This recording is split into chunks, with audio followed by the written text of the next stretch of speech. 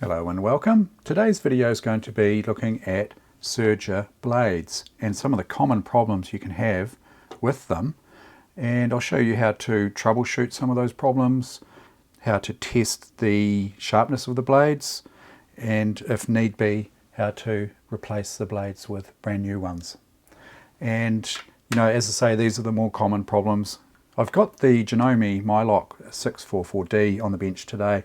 And this is a fairly common sort of setup for Sergers. Your Serger may be different to this one as far as the blades are set up. I would recommend looking through the manual at the section that discusses the blades because there might be some differences here. Or have a look online for other references to your particular machine. But this is a fairly common sort of setup. Well, first of all, I'll show you the symptoms of blades that aren't cutting properly, just with a piece of scrap fabric I've got here. I'll get you in for a close look here. Let's just see what we have here. As you may or may not know, the blade here, this movable blade, goes up and down and acts as like a scissor against the stationary blade. And when you sew with the machine, the excess fabric that's hanging over the side here gets trimmed, okay? Well, it should do.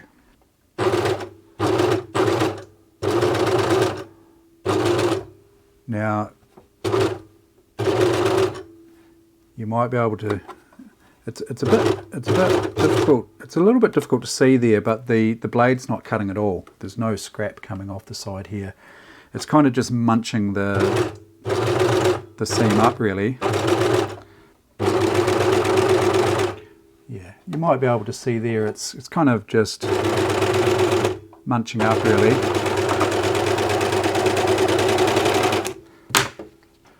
I mean, if I tried to cut quite a bit off there, you'll see there that it's all sort of bunching up here. The material's been pushed sideways, and you can see a whole lot of material up in here. That's not a good thing. That could interfere with the loopers, and worst case scenario, could break a looper, or it could interfere with the clearances, the looper clearances, or break needles, all sorts of problems there. So you just need to sort of gently clear the jam here.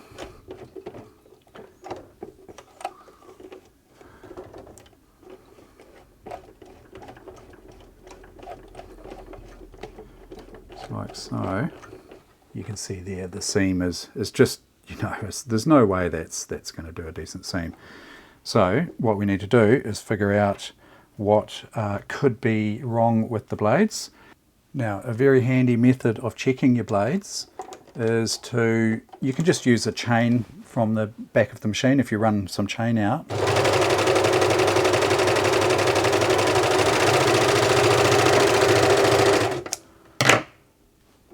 Or you can just get, a bunch of threads really will do. Just lay a bunch of threads together.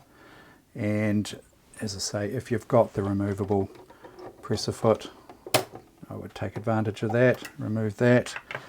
And we'll see here, you can just make sure that your blade is in the up position here, so that it's fully up there. Get your chain and hold the chain in under the blade there, like that, and turn the machine so that it goes down. So turn in operating direction so that the blade goes down, cut, or not in this case. You can see there that it's still attached. Come back up again, and you'll see there that it didn't even attempt to cut that. So that's a really good test there. That if it doesn't cut this, that there's definitely a problem. So either blunt blades, or blunt top blade, blunt bottom blade, both may be blunt, or maybe not even adjusted properly. So I'll show you how to inspect the blades. Generally that can be done while it's in the machine. So more than likely with this here, and I can tell just by looking that the blade, especially the top blade here, I know for sure is blunt. And we'll take a look at the bottom one as well. So if we have a close look here, you can see the top blade there, just there. And if you can't see it like that, you can turn the machine in operating direction and you'll see the action of the blade. So you just bring it so that it's right at the top there, and you'll see that there's quite a worn patch, dull patch just at the bottom. It actually looks shiny more so than dull, and that is an indication that the top blade is worn. Okay, so that's quite blunt. I'll take it out and we'll have a close look in a second. But you can see the action there. It's basically just like a scissor action. So the top blade comes down as the machine's sewing and just cuts the material, or should do, if the blades are in good condition. So that really indicates there that the blade needs either sharpening or replacing. Some blades can be sharpened, but sometimes it's actually just quicker and cheaper to replace the blade. To replace the blade here, just flip open the front door, and that will expose the mounting screw for the blade here, the top blade. That blade there, this is the mounting screw here for the upper blade. You can see the upper blade moving there. And we can just use a spanner, so that's a 7mm for this particular machine. Yours may differ depending on the make and model, or you can actually use a Phillips screwdriver or a flathead screwdriver, just like that there. I prefer to use a spanner for this. So we can loosen that there, and then just undo that screw there. The blade will come loose and will come right out there. Now, if we have a look at this blade here closely, you can see there what I was saying before, is it's looking quite shiny on that edge there. And if we can, you might also be able to see that it's looking quite rough along the edge there. So, you know, it's possible that maybe the odd pin has been run over with this blade, and you know, that cause all sorts of problems there. So while we're here, we can also look at the lower blade. This particular model machine, the lower blade has a tungsten carbide tip, and that is a very, very hard steel. This here, the upper blade on this one, is made just of, I would say, what they call high-speed steel. It's pretty hard, but it's nowhere near as hard as this tungsten carbide. Some models will have the tungsten carbide top blade, right, going against a high-speed steel lower blade. So it'll either be one or the other. You never get a tungsten carbide top and bottom blade, because it's just two very, very hard metals wearing against each other. So normally you have one. So the tungsten carbide here, being so much harder, will remain sharper for longer, whereas the high-speed steel top blade here in this case will wear out quicker. So, you know, quite often you would have to replace the top blade on this one, the high-speed steel top blade, more often than the tungsten carbide one. You might use, say, 2 or 3 of these blades to one tungsten carbide. But if we want to have a close look at that one, on this particular model, there's just 2 mounting screws here. Take those out, just so that I can get you a closer look. You can inspect them, and generally what I would do is I'd replace this top blade first and see if that fixes the problem. If it doesn't, well then I'd probably look at replacing the lower blade here as well. Have a close look at this one. You can see the tungsten carbide, that's this piece here just above my thumbnail there, has been attached to the metal. That'll be probably a high-speed steel again. The tungsten carbide, you can see, has been attached to it there. It's a slightly different colour, it's just slightly darker. So you can tell the difference. This one here, it's got a little chip. You might be able to see just on this end where my fingernail is here, that there's a little chip there, and the surface feels reasonably sharp. Just be careful when you're doing that, it's quite sharp. But that feels pretty sharp, and it's in pretty good condition. So I'd be tempted just to run with that blade in the meantime and see how we go. There's a little bit of damage on it. You know, during a full service, I would just replace this blade. You know, they're not overly expensive because yeah, it's got just a little bit of damage that I can see on it there. But you know, if you're trying to save money or you didn't have a blade, that one's probably okay. I would probably run with that. We'll see how it goes. By the way, some machines have both blades just high-speed steel, so you know both of them will wear out. If the lower blade is just high-speed steel, they can quite easily be sharpened just on a standard grinder. You can't sharpen tungsten carbide on a standard grinder. You need a diamond impregnated grinding wheel to sharpen these. But if that was standard tungsten carbide and you ground that down, say you ground 0.5 millimeter off the air, or maybe, yeah, it just depends how much it takes really to get it down to where it's sharp again. But if you did grind some off there, it would mean that the lower blade would need to be lifted up, you know, to bring the surface, this cutting surface here, should be level with the top of the stitch plate there, the throat plate should be level with that. But because this one's not easily sharpened and, you know, generally just gets replaced, it's designed so that it will always be flush with the top surface of the throat plate there. So there is actually no adjustment for this one here, for the lower blade on this machine. As I say, some machines will have adjustable lower blades, but not this one. I'll do a video at some stage showing you the adjustable lower blade, but at this point here we don't have any adjustment there.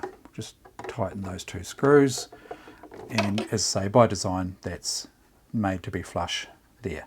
And here we have a brand new blade here. We can just sit that into the little carrier there. This is the carrier here. You can see that moves up and down.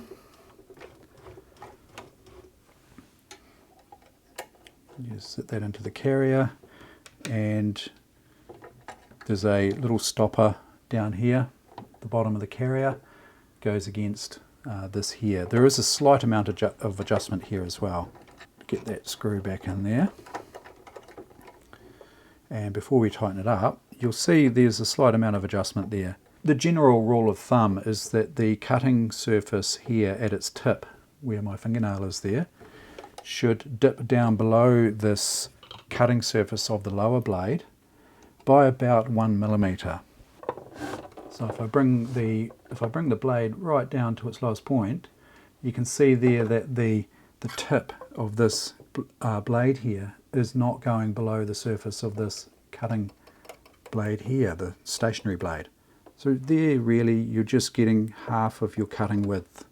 I guess a good analogy could be, it's a little bit like getting your scissors, you know, here and only sort of half closing them, right? You're not getting the full cut.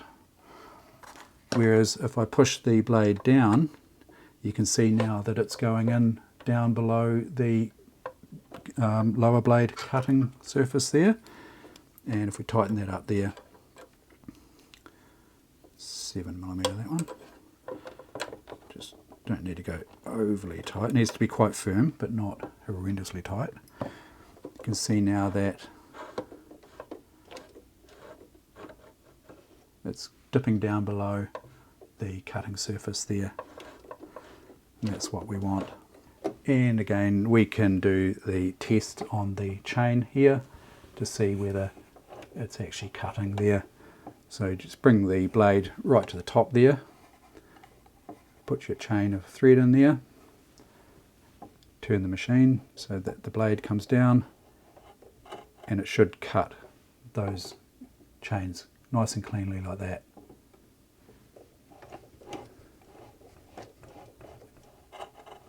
You can actually hear it as a nice clean cutting sound. Close the door and we should be set to overlock there.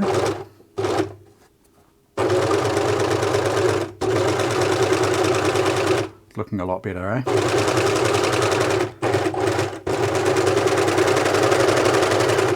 Looking heaps better. Cutting very nicely there now.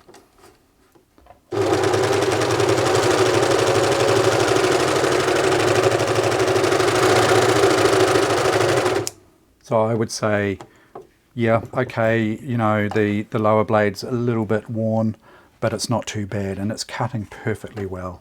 No problems there. But I would say probably the next service I would replace that lower blade. There's a brand new lower blade there. So yeah, I would probably install that in the next service. But the lower blade in there looks fine to me. It's cutting just perfectly. Now the other thing that can be a problem is the blades could actually be disengaged. Some machines will allow you to disengage the blades altogether. And on this particular model, there's this little knob here that you pull out and slide down, and that disengages the blade. I'll show you that from the other side. Now if I turn the machine, you can see there's the blade there. It's not doing anything at all. I'll put the knob back up into its original position, up like that, and now the blade is engaged.